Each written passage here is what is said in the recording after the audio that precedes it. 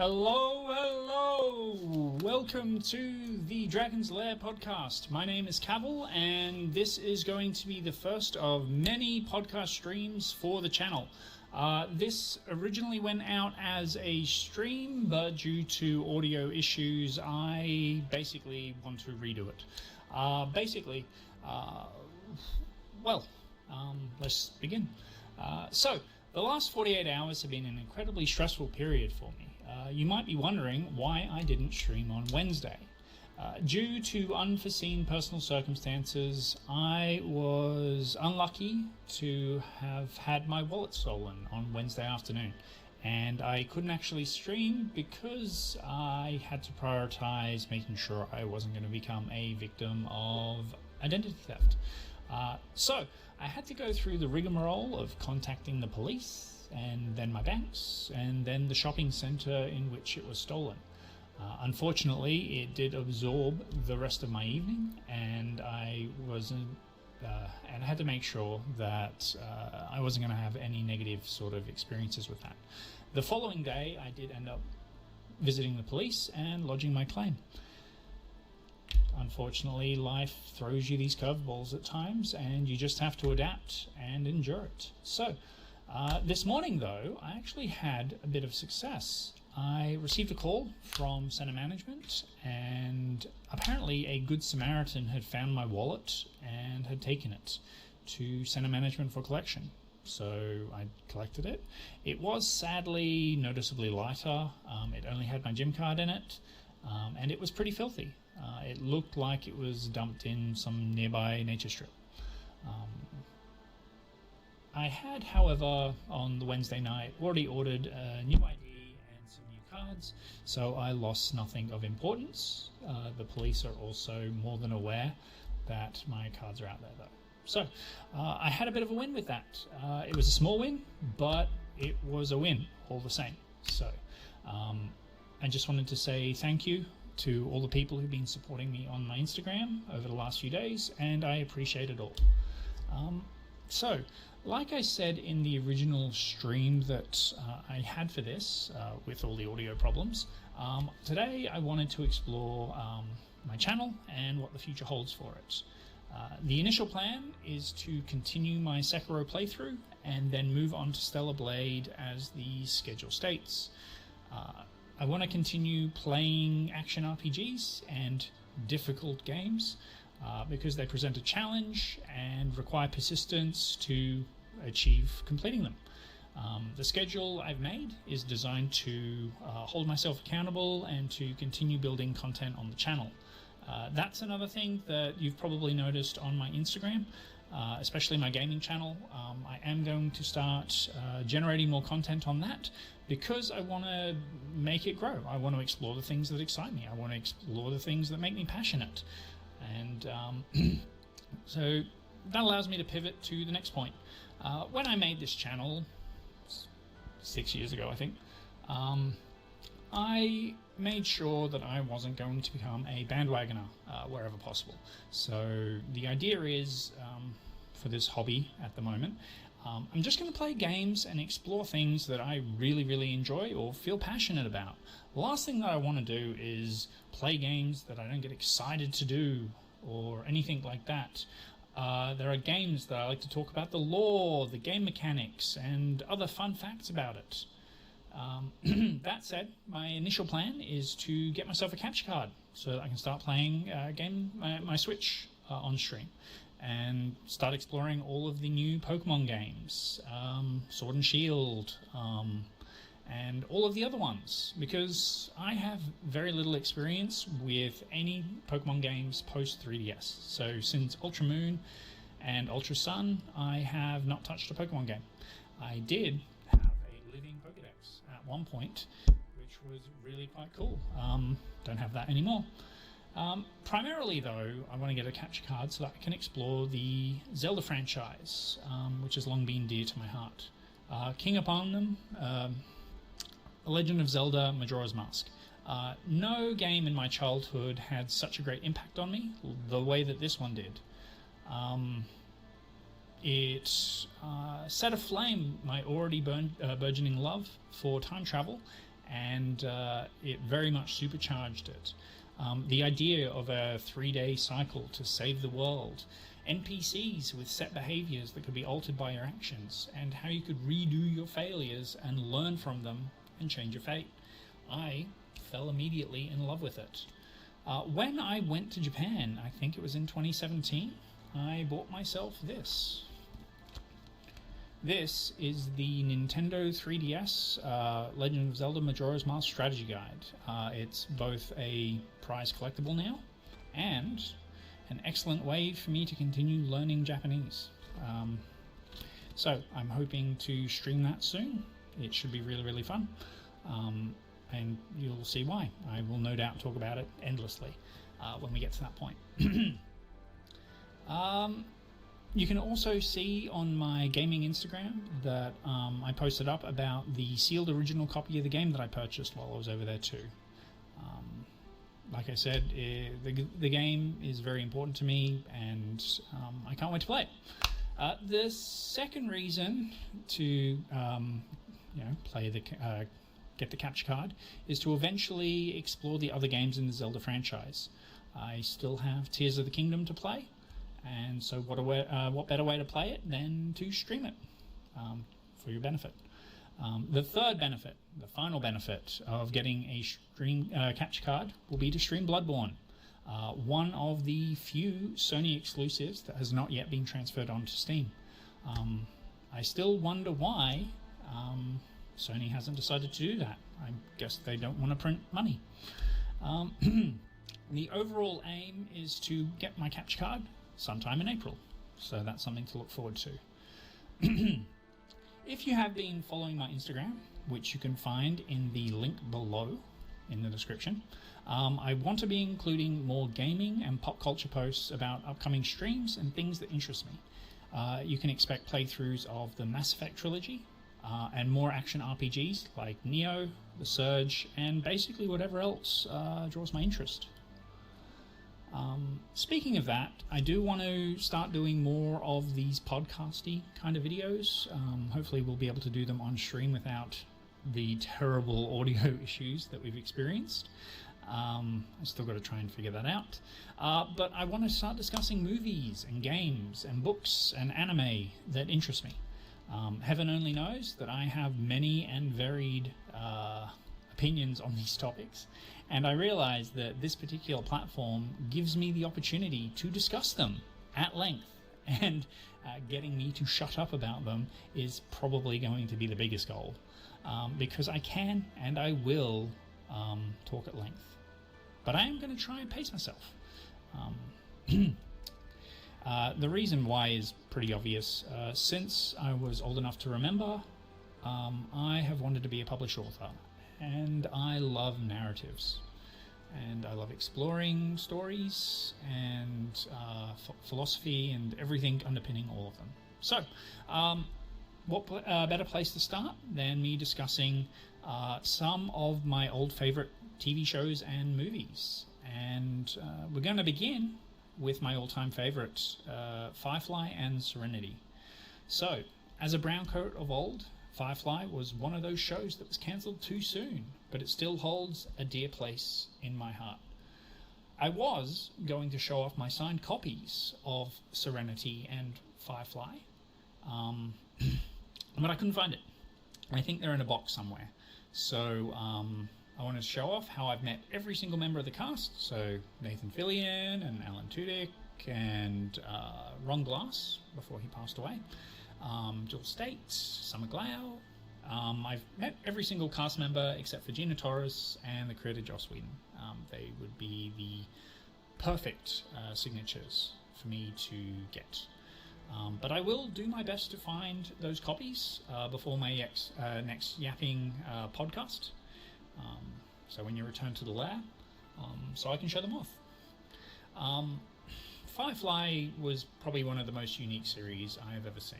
It was a sci-fi western, especially coming from Whedon's other work, Buffy and Angel. It was appealing for me to see the found family of the crew and their home on the Firefly ship Serenity. Seeing how they dealt with the Alliance, or how they were exploring the deepening mystery of the Bluestone Corporation. Unfortunately, and I have to explore this as a dedicated brown coat for decades, the show was cancelled by Fox executives, tampering with the episode airing and putting it in the Friday night death slot. So, you gotta remember, this was during the pre-streaming era, during the Prime Network period, and placing it on a Friday night was a surefire guarantee that nobody was going to watch. So naturally, I discovered the show after seeing the movie Serenity in 2005, and I went back to the show. If I remember correctly, I bought the show on DVD, and I watched all 13 episodes in a single sitting. And I remember 3 a.m. the following morning, after finishing it and feeling torn, realizing that that was all there was. So I did what any fan does in that situation. I rewatched it. So in future podcasts, I am going to be looking into exploring this a little bit more. But let's move on to some of my more controversial takes.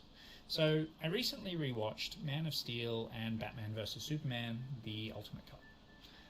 I can say, without a hint of irony, that these are some of my favorite superhero movies. I know they're not everybody's, but I've always enjoyed them. Man of Steel in particular, because it is based on Plato's The Republic. So, in 357 BC, Plato wrote a manuscript called The Republic, and it explored many elements of what makes an ideal city, or the ideal forms of governance, all that sort of stuff. Really, really interesting. So, as part of this podcast, I'm going to do a little bit of a deep dive of this, and there'll be another deep dive on a different philosophy coming up soon. So, Zack Snyders' Man of Steel, which was made in 2013, is deeply rooted in classical philosophy, particularly the Republic. While on the surface it does appear to be an action-heavy superhero origin story, the thematic backbone is very inspired by Plato's ideas on social engineering, the noble lie, the allegory of the cave, and the nature of the philosopher king. So these are all topics that I'm going to discuss in context of Man of Steel. So, if you recall, Man of Steel begins on Krypton, and Krypton, in Zack Snyder's take, is very much based on the idea of Calopolis, the ideal state. Plato describes Calopolis as the ideal city, governed by a rigid class structure. He argues that for a society to be stable, its citizens must be divided into three classes: the rulers, the warriors, and the producers, so the workers. In the film, Zack Snyder has very much made that a very, very true sort of element. Citizens are not born naturally into this version of Krypton. They are engineered in Genesis chambers. Each person is genetically predetermined to be a leader, a warrior, or a worker.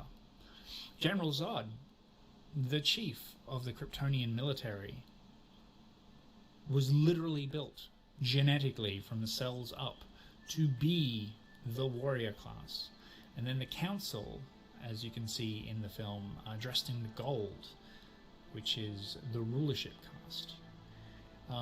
In very many ways, the entire film is, the entire Kryptonian element of the film is based on that dystopic sort of worldview. It's the reason why Zod begins his coup at the beginning of the film. It's because he can see that the stagnancy and the stubbornness of the rulership class has led Krypton to ruin, and Zod can't protect a Krypton if it doesn't have any people. And that's part of the motivation that drives him to hunt down Kal-El in the later parts of the film. Which leads me to the next part, the Codex and the Noble Lie. So, we're going to stick to the very beginning of that film. We're going to stick to the Kryptonian Codex. So, in Plato's The Republic, he explains the concept of the Noble Lie. It's a story sold to citizens to make them accept their place in the social hierarchy. He believed that if people believed they were born to fulfill a specific role by divine or natural nature, they wouldn't rebel. And in the film, the Codex represents that noble lie for Krypton. It's the genetic blueprint for the entire Kryptonian race. By stealing the Codex and bonding it to Kal-El, Jor-El is breaking that lie. So, if you remember correctly at the start of the film, Lara gives birth to Kal. He's the first natural birth in a millennia on Krypton. So much so that when Zod arrives at the Citadel to confront Jor-El, he declares it heresy, because to have a natural birth goes against all Kryptonian beliefs in this society. When Jor-El gave his son the DNA of everybody, that genetic blueprint, and combined it with a natural birth, he gave his son the freedom to choose who he became. And that's a driving force for Zod's actions throughout the rest of the film. He's so eager to rebuild Krypton that he's willing to sacrifice Kal to get the genetic blueprint back. Because a man who's genetically predisposed to defend his people, who has no people to protect, has to rebuild it so he has a purpose again. From there, the movie pivots to the third element of the Republic, the allegory of the cave. Now, this is a famous idea.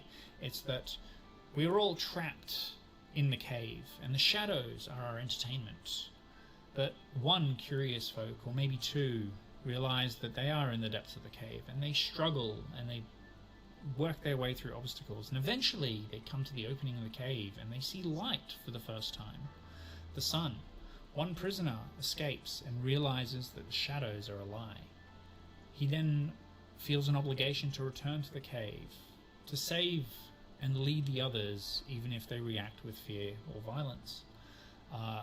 In the film, Clark is that escaped prisoner. He is the only one who can see the world the way it truly is. As Jor-El tells Clark, after he learns about his Kryptonian origins, you will give the people of Earth an ideal to strive for. They will race behind you. They will stumble. They will fall. But in time, they will join you in the sun.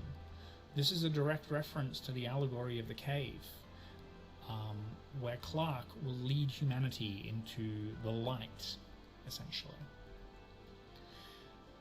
There are two more elements I'm just going to explore in this deep dive for this particular story. In Book 2 of the Republic, the figure Glaucon tells the story of the Ring of Gyges, which grants its wearer invisibility. Now, that's a interesting sort of exploration, which I will probably explore in a later deep dive of Lord of the Rings, especially the theatrical versions of the film. Basically, Glaucon argued that any man, no matter how virtuous or just, would eventually use the power of invisibility to steal, to kill, and rule, because justice is something people do because they fear being caught. In the movie, the way that Zack Snyder translated that idea was this was the central conflict of Clark's childhood. Jonathan Kent fears that if the world sees what Clark can do, they will be terrified of his power. Clark essentially possesses the ultimate Ring of Gyges. He's invulnerable and can do anything without consequence. And it's interesting how that particular element in Snyder's Man of Steel continues on in Batman vs. Superman, and it's part of the core conflict that Bruce Wayne has with the Kryptonian. And that's definitely a topic I'm going to discuss further in a later podcast for this.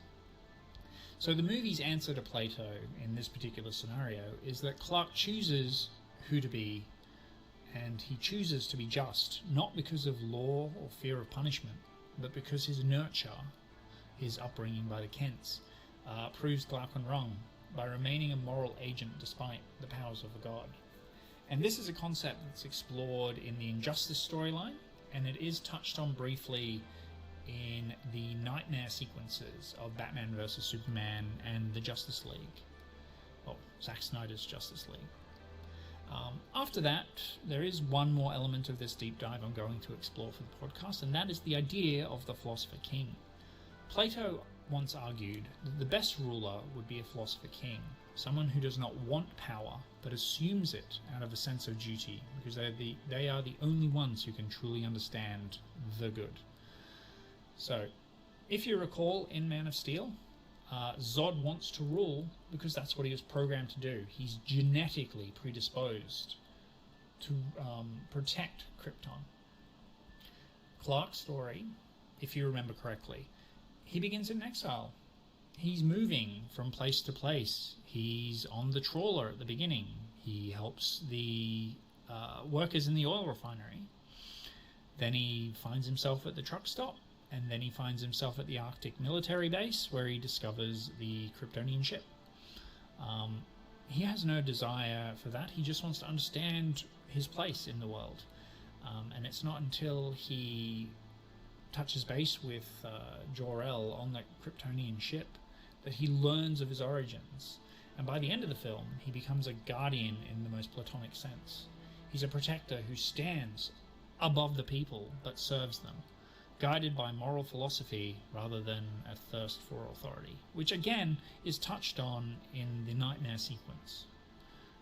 I can, and I probably will, discuss my thoughts on Batman vs Superman and why it's my favourite superhero movie off the basis of this exploration of Man of Steel as a retelling of Plato's The Republic. There are degrees of Christendom in the film as well, which we'll also touch on in a later podcast.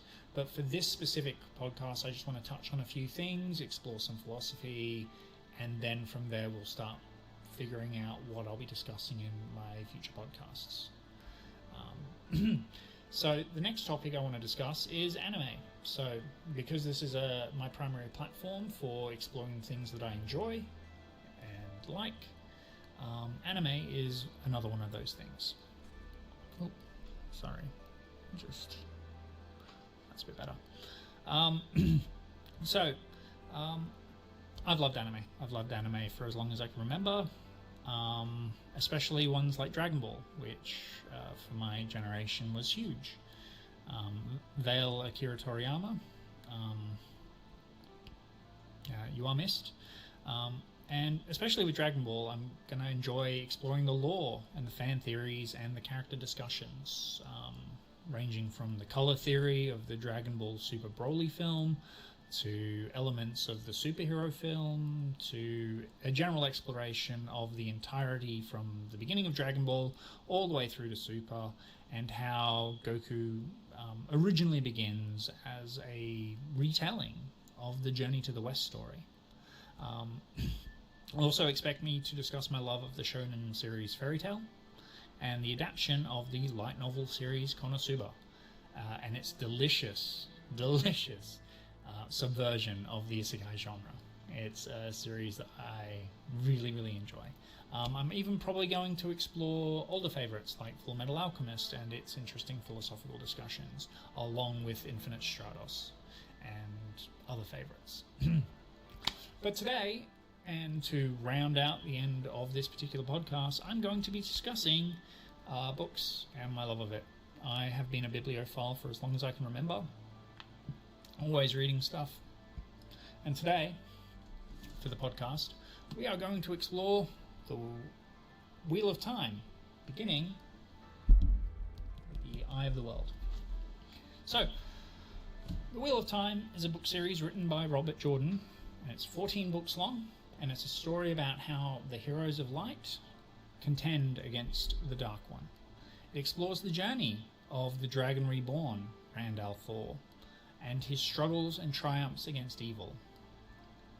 That copy that I showed you is my 2004 reprint of that series. My favourite character in the book series is the roguish Matt Cawthon, a figure bound to destiny who gives up his eye to save the world. Now, When Robert Jordan was creating the character archetypes for the series, Matt Cawthon was the Odinic archetype.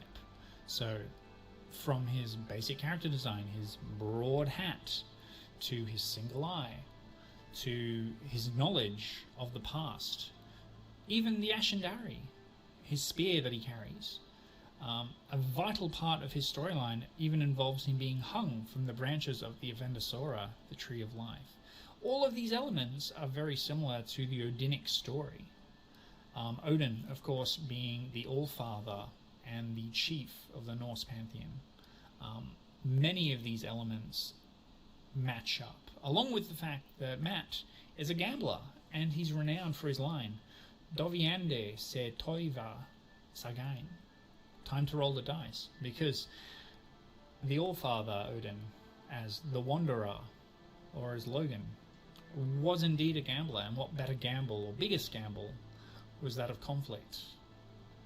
And there's a reason why Odin was such a figure. He was also quite notably a philanderer as well, which is another element that Matt has inside the book. But that's not really what I want to talk about when it comes to this particular element of the story. Today, I'm going to be talking about the central conceit in the Wheel of Time, which is the eternal return. The book series famously begins with "The Wheel of Time turns, and ages come and pass, leaving memories that become legend." Jordan explores the idea of the karmic cycle, and how people are bound to the thread of life. It is an interesting Gnostic concept that I explored many, many years ago as a teen, and it really awoken me to the understanding of that world and the concepts of metaphysics that bind us. So, fun fact, when I was in school, many of my friends couldn't understand the appeal that metaphysics had on me. I would ask the question, are we not more than our mortal shells? Are we not connected in ways that defy our material comprehension? I love the idea that our souls are bound to cycles, that the people we meet, the lessons we learn, the people we love are always destined to happen. That our past lives, we are bound to the same energies and the same interactions, just on repeat. Some of us are always destined to be together. Some of us are always destined to be in conflict. But we are meant to learn from these lessons.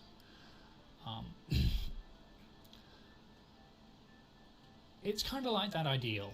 And I do touch on it in the stream that I did earlier. And that's part of the reason why I'm redoing this with proper audio. Is that I like the idea that if you've ever met somebody and you just instantly connect, the idea is that your souls have returned, reincarnated, and there's such a degree of familiarity that you find it easy to connect to one another, like you've known each other forever. This is a concept that Jordan explores in The Wheel of Time. And the element of that sort of karmic connection I want to explore today is the idea that love is a recurring karmic resonance. It's not something that happens to people. It's something that people are designed for. So, I'm going to use a couple of examples from The Wheel of Time for the purposes of this discussion because, well, I am talking about my love of the book series after all. And it's also really quite illustrative of how we connect. So, the archetypical anchor of the Wheel of Time with love as that karmic resonance is the love between Birgit Silverbow and Guidal Kine. They are both heroes of the horn, bound to the wheel to be spun out together again every single age. So I did touch on it in my stream, but the Wheel of Time, imagine it like a loom. And on that loom, there are the threads of life. So my soul, your soul, the souls of everybody that you know. As the wheel turns, those threads are laid out into the pattern, and they interlock at different points in your life. The people are you destined to meet, the people are destined to fall in love with, the people that you are destined to learn from. That pattern is created as every single thread overlaps. And in the Wheel of Time, the love between Burgett and Geidel is destined to happen every time the wheel turns. It's a tragic symmetry with the love of the constant love between Burgett and Geidel. Geidel is always ugly, and Burgett is always a warrior. They always find one another. They love, and then they die. Now, this is a concept that DC actually used with Hawkman and Hawkgirl. The idea of two figures bound by love, destined to die and find themselves again and again and again. And from a karmic perspective, their love serves as a steady state. In the world of chaos, their bond is a fixed point. And this creates some interesting philosophical questions. Is it love if you're destined to always be with somebody? In the Wheel of Time especially, karma isn't just about moral retribution. It's about pattern function. The wheel requires certain people to be born into it for certain functions to take place. And the love between Geidel and Burgett is a fundamental element of that. Their love is a gravitational pull, a karmic necessity that ensures the story of humanity maintains its shape. It's also something that I'll touch on when I explore the June series, another series that is very, very dear to my heart. The character of Duncan Idaho is that figure. After his death in the original series, he's brought back again and again and again. And eventually, the God Emperor Leto II is asked, why do you keep bringing him back? And Leto tells him, Duncan represents the best of us, that savage wildness, but that deep, deep loyalty and that deep, rugged soul of humanity that we have. And I'll explore that more in greater detail when I finally explore that particular topic. And that leaves me to the concept that this particular love, though, is also a shackle. It raises the philosophical question: if you are destined to love the same soul for eternity, do you have agency? Or are you a puppet dancing on the threads of the pattern? For the Forsaken characters in The Wheel of Time, the rejection of fated love is an attempt at liberation. One of the Forsaken, Lanfear, has an obsession with the character of Luz Thurin Telamon, and it represents a bit of a perversion of this element. She doesn't actually love the soul of the character. She loves the power and the role that comes from it. And she seeks to break the Gnostic prison, not to find peace, but to become the jailer. Conversely, I did a pretty big deep dive on this, and I'm kind of reading from the script because I like to make sure I've got a bit of structure when it comes to this particular podcast. Conversely, the gnosis, or the understanding that Rand achieves atop Dragonmount in The Gathering Storm, he rejects Ishmael's nihilism. Rand realizes that the purpose of the wheel's turning is to give humanity a second chance to do it better and to love again. Now, that's an interesting philosophical concept, and it ties back to that metaphysics I was discussing, how my energy is always destined to reconnect with different people through every cycle. And the idea is that you learn from the experience so that you can reconnect with those people that you're destined to be with. And sometimes it's not easy. Sometimes obstacles happen. Sometimes things don't pan out exactly the way you hoped the first time. But that doesn't mean that it can't happen and you can't work through the obstacles to eventually connect the way that you're supposed to. It's kind of ironic that I'm talking about this particular topic when I began with my love of Majora's Mask. Majora's Mask is a 3-day cycle where every time you repeat it, you get a second chance to fix things that were broken. And what better way to represent that karmic cycle than by knowing full well that no bridge is ever broken or burnt. And sometimes all you have to do is ask or create that communication in order to rebuild that bridge, that connection, to open the door that you might think is closed, because you're destined to learn from it, and sometimes that's all it takes to respark the connection again. And I don't know why I'm getting so philosophical when it comes to this particular element. My last 6 months have been a very interesting experience with that, but I still hold out hope that sometimes, even though a thing might seem impossible, it's just a matter of figuring out how to circumvent the obstacles that are in your way. So, to continue on from where I left off, when Rand sits atop the snowy mountain of Dragon Mount, which is the tallest mountain in the entire, well, I believe they call it Randland, he comes to an understanding that that divine spark is love. And while his soul might be forced to repeat itself in the pattern again and again, and that pattern is deterministic, it has to weave the same way, the feeling of love is what provides that sense of transcendence. Rand realizes that despite his soul being reborn again and again, he's essentially arguing that love is the thing that makes the prison bearable. So in the Gnostic understanding, the demiurge has constructed a material prison around us, and all of our spirits are trapped within, essentially. And we are forced to go through these karmic cycles to learn lessons, to connect, to have conflict, and to otherwise grow.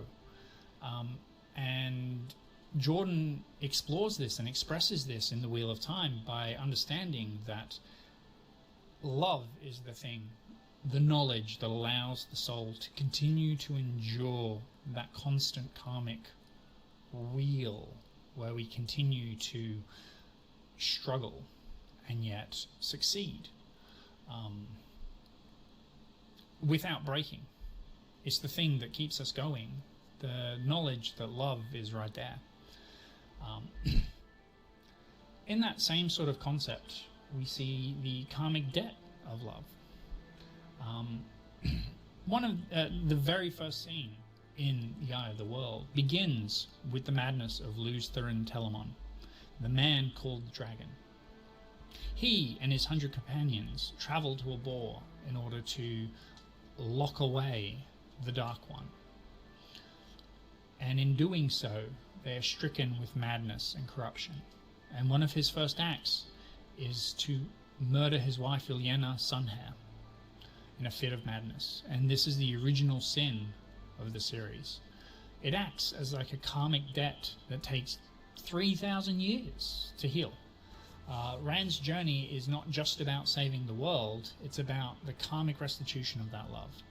It's the idea that Luz Thurin broke his original soul bond with Ilyena.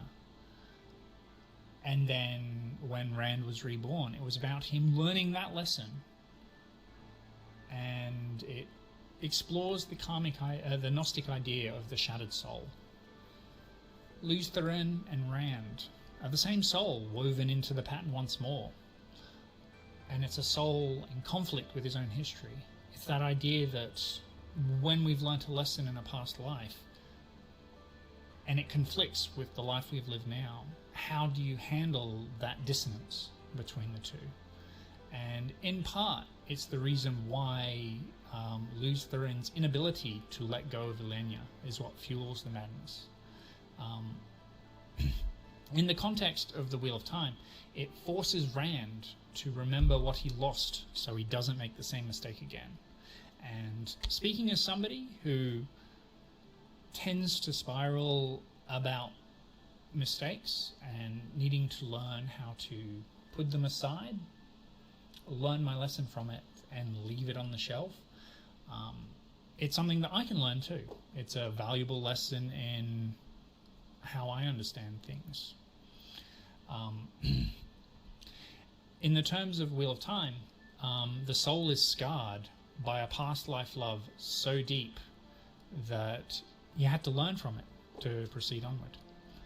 And that leads me to the last primary philosophical discussion that I'm going to have about the Wheel of Time. The concept of the red thread. So, in Eastern Asian mythology, there's an idea of the red thread that connects those destined to meet.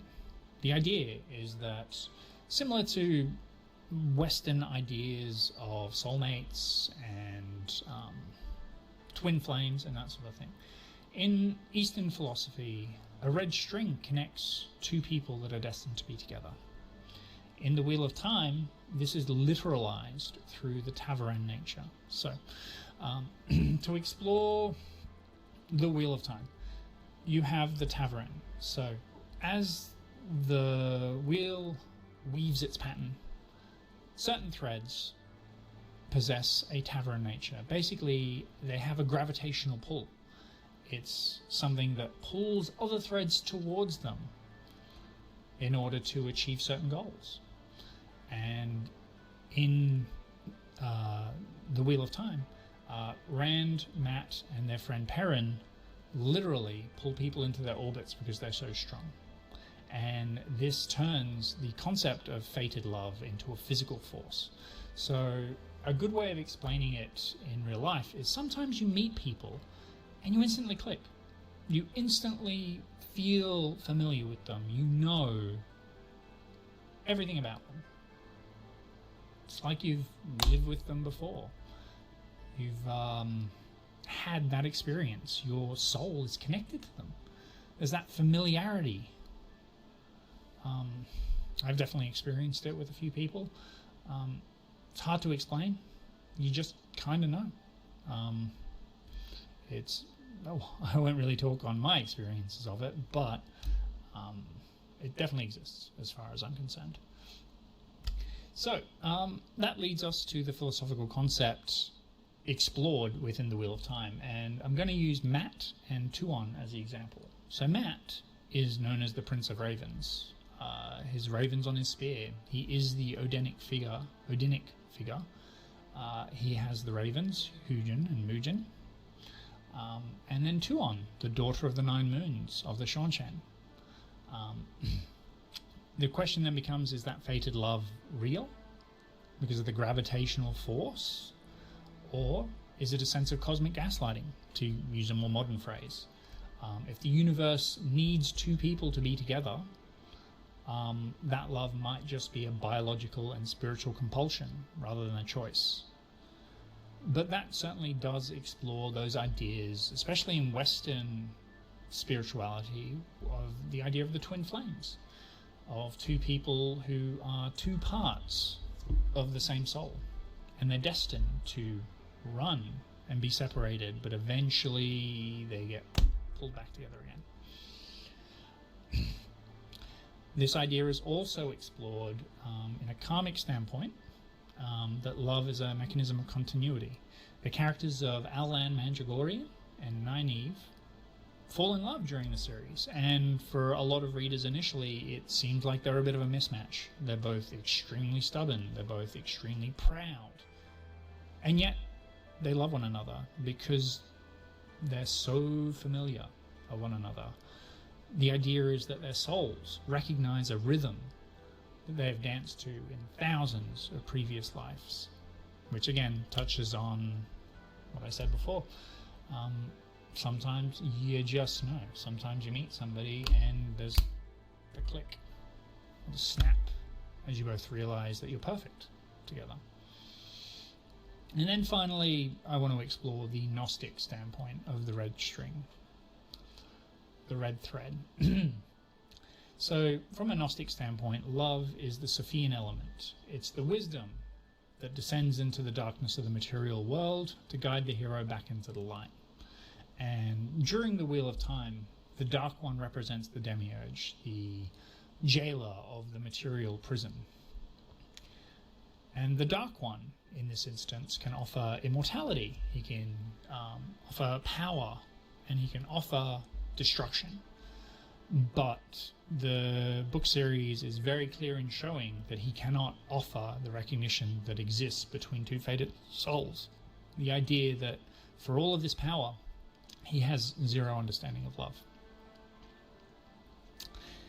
And that's it. That's the end of my deep dive for this particular podcast. I did touch on everything in a previous stream, but the audio was terrible, so I've transitioned this over into the podcast. I'm tentatively calling it the Dragon's Lair.